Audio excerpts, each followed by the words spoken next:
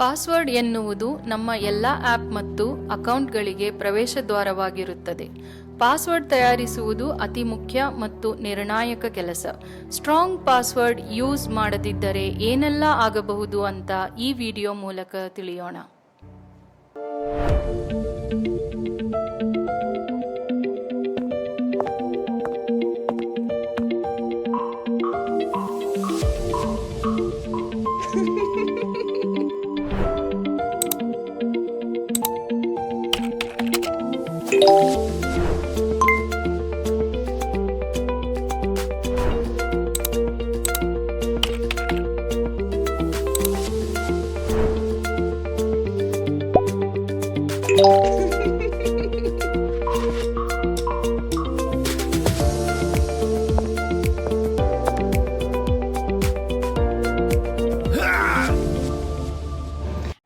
Mister blank ಅವರು password 123 ಎಂದು ತುಂಬಾ ಸರಳವಾಗಿ ಯೂಸ್ ಮಾಡಿದ್ದರು.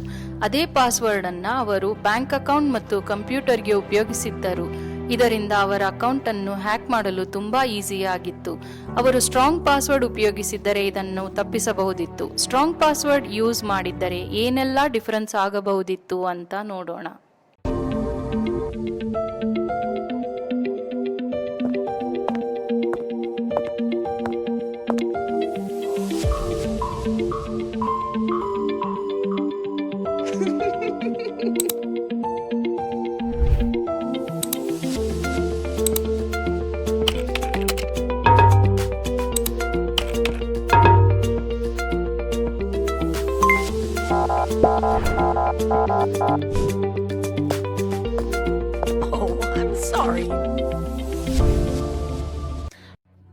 Mister blank strong password use ಮಾಡಿ ಅಕೌಂಟ್ ಅನ್ನ ಸೇಫ್ ಮಾಡಿಕೊಂಡಿದ್ದರು. ಇವಾಗ ಸ್ಟ್ರಾಂಗ್ ಪಾಸ್ವರ್ಡ್ ಹೇಗೆ ಮಾಡುವುದು ಅಂತ ನೋಡೋಣ. ಸ್ಟ್ರಾಂಗ್ ಪಾಸ್ವರ್ಡ್ ಮಾಡಲು ಈ ಕೆಳಗೆ ಕಂಡ 4 ಹಂತಗಳನ್ನು ಫಾಲೋ ಮಾಡಿ.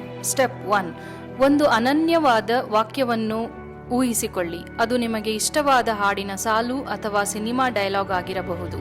ಸ್ಟೆಪ್ 2, ನಿಮ್ಮ ವಾಕ್ಯದ ಸಾಲಿನ ಎಲ್ಲ ಮೊದಲನೇ ಅಕ್ಷರಗಳನ್ನು ಸೇರಿಸಿ ಒಂದು ಶಬ್ದವನ್ನು ತಯಾರಿಸಿ.